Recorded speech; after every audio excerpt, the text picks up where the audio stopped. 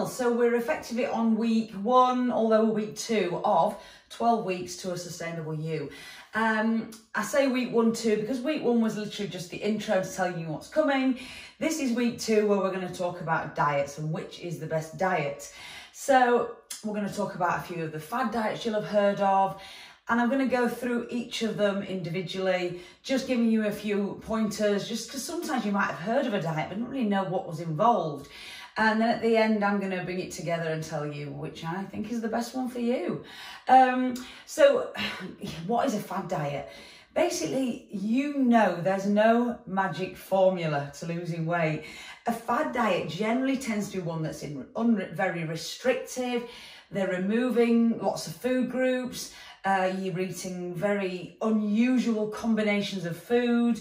They tend to promise a hell of a lot. So they might promise in excess of maybe 2 pounds in body fat loss per week, something that isn't really maintainable over the long term. So there might be specific foods. You might be only allowed to eat one food, which is apparently magic for your metabolism. So if you're hearing these sort of things in a diet, honestly, be suspicious, because let's be honest, there isn't one food like eating cabbage for the rest of it. It isn't sustainable, is it? Let's be honest, we're not daft. We know that eating this one magic food isn't going to be the magic bullet that's just going to make you lose weight. And anything they say is like a detox that's going to remove eliminate all the toxins from your body.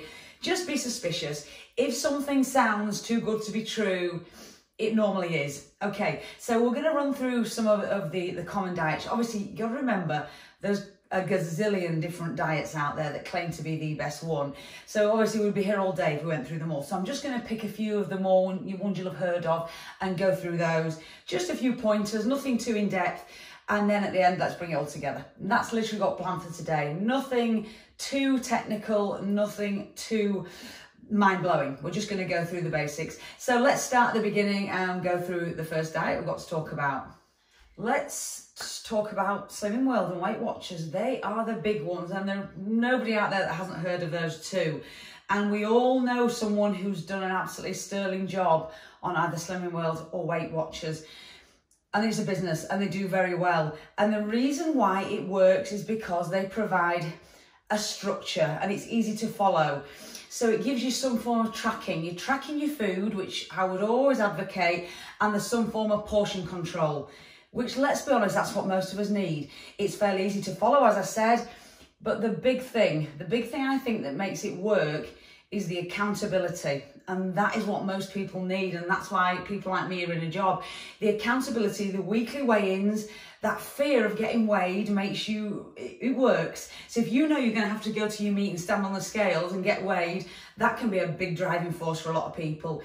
And also they're building a community, so you get that real community feeling with Weight Watchers. You meet friends through it, so it's great. It works in that respect, but there are some downfalls. So one thing with Slimming World, they demonise certain foods. There are certain foods that seem to be like, oh, they're not allowed, that's a sin, or that's got loads of points.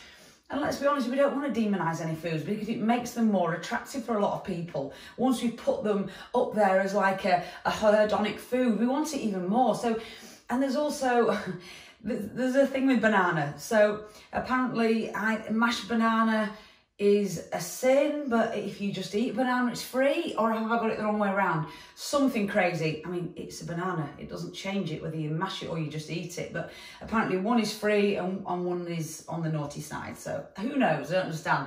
And also Muller light yogurts, they used to be allowed free and in as much as you want, but once Slimming World brought out their own version of a Muller light yogurt, suddenly the Muller lights weren't free. So what does that tell you? It's a business. I think that's the point. It's the lack of education in food. So how many times have you, even yourself, or spoke to someone who's done Slimming World, has lost a phenomenal amount of weight and then stopped going to Slimming World and put all the weight back on and then some? If that isn't a story you haven't heard from somebody, it's very unusual. Most people have heard those stories. And the problem here is the lack of education. They don't teach you why it works. They give you a structure, which is great, and follow the structure and the tracking, but they don't tell you why. They keep you a arm's length from the principle of why that's actually working. Also, another negative on Slimming World, they seem to not like the fact that you exercise. I know a lot of people have been Slimming World, told the teacher, leader, whoever she is, that they've been to the gym and almost got reprimanded for it, because they think they're looking at weight loss. It's all about scale weight. You get weighed, it's all about scale weight. And we know once you exercise, if you do weight training, sometimes that can affect your weight. You hold on to a bit more water, and they don't like that because they're looking for quick weight loss, fast weight loss, and it's all about the scales. So they will often sort of tell you off for exercising. But we know responsibly, exercise and nutrition are intrinsically linked. You have to do both to lead a healthy lifestyle. So you would never want to discourage someone from exercising, and they seem to do that. Anyway, Slimming World is a fabulous business, it's done really well, but the problem is they keep you at arm's length from educating why it works. So when you leave the program, that's what happens, you put all the weight back on. So it does work, but educate yourself on why. Don't just read the book and follow it blindly, not understanding why this is a sin and this isn't. And certain foods, they allow you to just eat free, so you can overeat on them quite easily. It seems to be the foods they make free are quite bland on their own, so they're sort of hoping if you overeat, you won't overeat on plain pasta because it's fairly bland, and white potato and stuff like that. So anyway, yeah, Slimming World, Weight Watchers, follow a cinema principle. So yeah, that's those. Okay, next one is intermittent fasting, and you've probably heard of that as well. There are many iterations of intermittent fasting, but the basics of it is, as is suggested by the name, you are alternating between periods of fasting, so no eating, and periods of eating. So some of the common ones you might have heard of, and in the fasting periods, in the different connotations, can vary from a few hours all the way up to 24 hours. So they do vary a lot. But the ones you might have heard of, the 5-2. So 5-2, 7 days a week, 5 days of the week, you can eat normally, as you normally would. And 2 days, you keep the calories very low. So maybe down to 500 calories on those 2 days of the week. You may have heard of the 16-8. So 16 and 8 equals 24 hours in the day. 16 hours you are fasting, and 8 hours window you're allowed to eat in. So 8-hour window of eating, the rest of it is fasting. And then there's a one where you do a 24-hour, complete 24-hour fast every week. So there's loads of different types. And the great thing about intermittent fasting is it's easy. You know, you're eating then, you're not eating then. There's nothing to really work out. It's also very flexible, so you can choose an iteration that fits with your life. If you work shifts, maybe you choose one that fits in with your shifts, which is brilliant. And there's no demonising foods. So not certain foods aren't allowed, and certain foods aren't frowned upon. Negative side, adherence can be difficult, because if you're going through periods of long periods of fasting without eating, that can be hard at first. Sometimes it's hard to stick to, you're absolutely starving. I mean, your body does get used to it, but it can be difficult to adhere to. And also with the longer fasting periods, it can affect your sleep, and we all know how important sleep is. So if you're unable to sleep because you're hungry and your stomach's rumbling in your sleep, that's going to affect you, how you feel, and obviously that affects everything, training, everything. On the training, that can be a tricky one. If you're fasting a lot, you can take your energy levels down for training, and if your goal is muscle building, you know, we always recommend getting regular protein feedings in, so that can be affected. Also, it can affect your social life, let's be honest. I mean, not at the moment so much, we haven't got one, have we? But if, you know, in normal times or in the social life, if you want to go out and eat and you're in a fasting period, you're going to be like Mr. Boring sat there with a glass of water, aren't you? So also, one thing, it can encourage binge eating. So if you think about 16-hour period of fasting, when you get to your 8-hour period of eating, it can almost encourage that binge eating pattern. So that can be a bit of a negative. But once again, for some people, intermittent fasting really does work, because it just splits the day up. Right, now I'm eating, now I'm not. And there's no decision making. So that can work for some people, and it has. I've got a client currently using intermittent fasting, and it's been brilliant for her. As much as I was worried about the low calories, it's worked. So yeah, that's intermittent fasting. So let's just briefly touch on the paleo diet. It doesn't seem to get talked about these days as much as it used to. It was quite common in the sort of CrossFit community, and the paleo diet is the caveman diet, the hunter-gatherer diet, and it's all about eating unprocessed, fresh foods. You've got your meat. Just think about what a caveman would eat. So you've got your meat, you've got your fish, eggs, butter and cheese, which are all supposed to be from grass-fed cows and stuff like that. Veggies are allowed, but only the low carb varieties. This suggests sweet potato over white potato. Really, in terms of calories, not a lot of difference. It's a good one in terms of muscle building because you've got a lot of protein in there, and it's a good one in terms of keeping you full because there's lots of fats in there. And in terms of the satiety index, it's good for that. But it can be expensive, and if you're a vegetarian, I think you're going to struggle on this one. Again, there's no calorie counting, so it's very, very easy with these high-fat foods to overeat and put on weight. So if weight loss is the goal, paleo, I don't know if that's the one to go with. I mean, it's not unhealthy. It's very unhealthy. You're eating a lot of unprocessed foods, obviously grass-fed steaks, all that. It's expensive. It's very healthy, but is it really necessary? Is it necessary? But if you want to just eat a healthy diet, yeah, it's a good one. I don't know if it's the one I'd choose for fat loss, to be fair. Okay, let's briefly talk about keto, because that's something that is a little bit more talked about in terms of diets. It's funny how these diets come around and become fashionable again, isn't it? But keto is a very low carb, high fat diet. It has some similarities to the Atkins diet with the sort of low carb thing. There's a few similarities there. But what you're looking for is to be taking in less than 50 grams of carbs per day. And these carbs are replaced with fat. So because your body needs glucose to function, the liver starts to produce things called ketone bodies, which then your brain and body uses for energy. But let's not get too much into the technical side of things. It actually takes more energy for the body to burn fat and create energy than it does to burn carbs to create energy. So it's thought that using a keto diet can therefore speed up weight loss. Also, with the high fat diet, you find that you're fuller for longer. That satiety index, like we talked about with the paleo diet. And if someone with some sort of neurological disease, that high fat diet can be good for them, because as we know with nerves, there's a lot of fat. So it does help for those sorts of conditions. However, there's low fiber. Obviously, you're not taking in any real starchy vegetables, so fiber is low. That tends to have an effect on the bowel, constipation, etc., etc. Sometimes, because of the low carbs in the diet, and we use carbs for energy, like I've just said, with the low carbs in your diet, you can feel sluggish, you can feel very low in energy, especially if you're training. Also, while adapting to the keto diet and the high fats in it, you can feel sluggish. And sometimes, you've probably heard about this before, you can get that horrible sort of bad breath when you're producing ketones for energy. So it can give you that sort of dodgy ketone breath that sometimes people report. But on the whole, for some people, keto works. I personally wouldn't recommend it for a client. I think it's a little bit unsustainable and too difficult to stick to. And let's be honest, you can still, if weight loss is the goal, you can still throw yourself into a calorie surplus eating keto because of the high fats.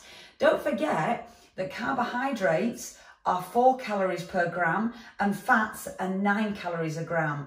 So if you look at that, a gram of fat and a gram of carbs, fats have got more calories. So you got to remember, for the amount you're going to have on your plate, you're getting more calories than the fat. So if you are looking for fat loss, that's something to be aware of, that you might throw yourself into a surplus, and that's not going to help your fat loss diet. But yeah, for some people it works, like any diet, so it's personal choice.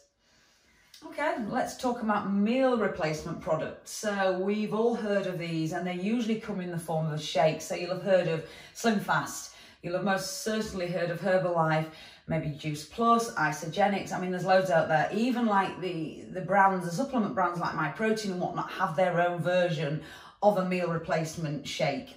Or they usually are a shake, to be fair.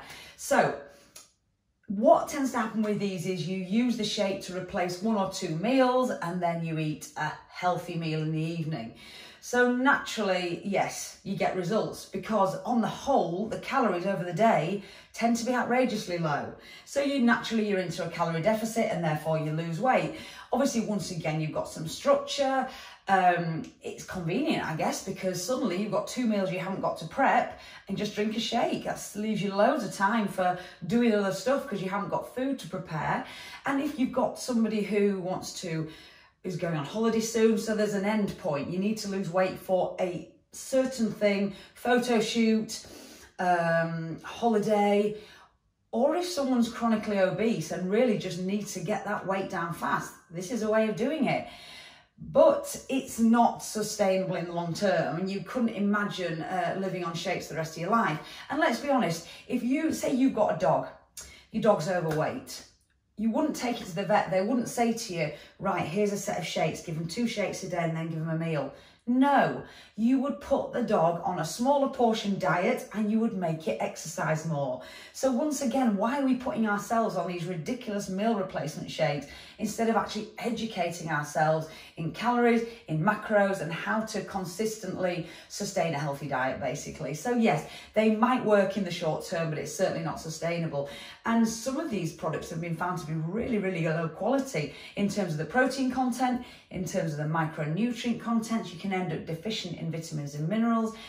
And also for people that have had great results on these meal replacement shakes, such as Herbalife, you end up thinking they're the best thing since sliced bread. Suddenly you're selling them to all your friends, and you've heard of the MLMs, or multi-level marketing schemes, or pyramid schemes, where suddenly you're like selling it to all your friends and you've got a downline. And these are the schemes, it tends to be the meal replacement stuff where the MLM companies really make a killing, because obviously if you lose weight and you do well on them, you produce some fabulous transformation pictures, and that really sells. So no, it's not a consistent way to live your life. It's a short-term fix, and we all know that you need to educate yourself in how to eat consistently over the long term. But yeah, that's the meal replacement shakes. Okay, so as we seem to be moving on, I notice we seem to be moving light. You can see as the sun's moving over. This is the problem at this time of year. The sun goes down so fast.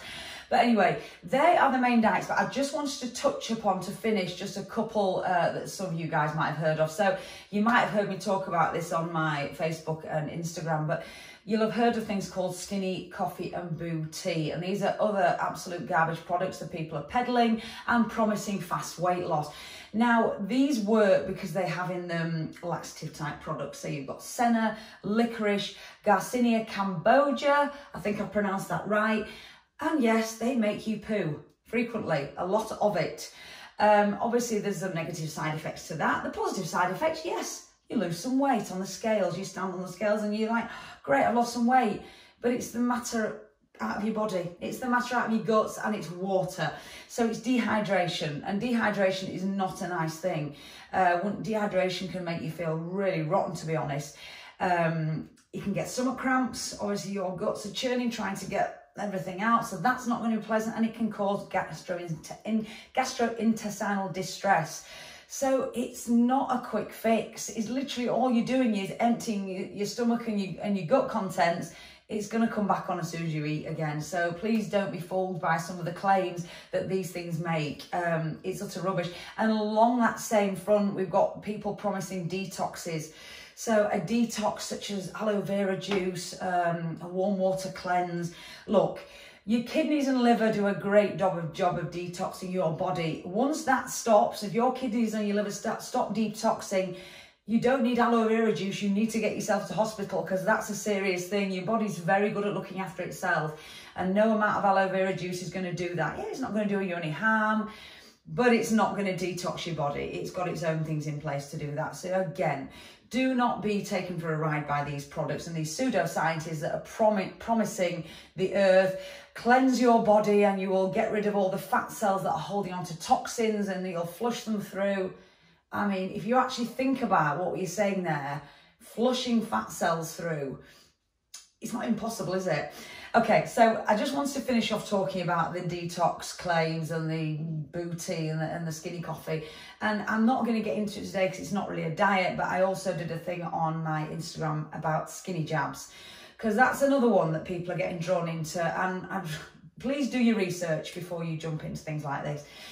So anyway, that's everything. Like I said at the beginning, there's a gazillion different diets out there. We could spend all day talking about that. I just want to touch upon some of the ones you will have heard of. So what's my conclusion about what we've spoken about? Well, I've given you a few of the advantages along the way of the different diets, but it's like the little analogy I gave with the dog. If you're overweight, you just need to eat less and move more. Now, I'm making it sound simple. I know it's not that simple, and there's a lot of things going up here that can affect that. Comfort eating, all those sort of things, but those are emotional issues you need to address. When it comes down to diet, You need to find something that fits your lifestyle. And if that is intermittent fasting or keto, brilliant. If it works for you, that's fantastic, but make sure it works for you consistently. If you're doing the diet and each day thinking this is a nightmare, I'm hating this, I'm finding it stressful, I'm finding no energy, you need to have a think about it and find something that works for you. I would personally say, start tracking your food intake, see where you're at calorie-wise. If you've got your calories set and you're not losing weight, drop them a little bit. I know I'm making it sound very simplistic here, but it really is as simple as that. And find something that a diet you can stick to for life. Don't be doing a fad diet that you think is going to work for you for a couple of weeks and then drop off it and put more on. You want to find something you can work with consistently. So if you've got any other questions about tracking food, about diet, about maybe macros and stuff like that, if you want to know a bit more about proteins, fats, macros and stuff like that and how to set your calories, drop me a text, drop me a message below and I'll get in touch with you and we can have a chat. Also, there is a video already on my YouTube about tracking. So if you want to go back and have a look at that, if you want to get started on tracking, because that would be the first step, I would say. Anyway, we'll leave it there. I've spoken for way too long. And as I say, we're losing light. So let's move it along. Hope you've enjoyed it. Any questions, put them in the box below. Don't forget to like and subscribe. Always say that at the end, it's really important. And I will see you in my next video. Thank you very much, guys.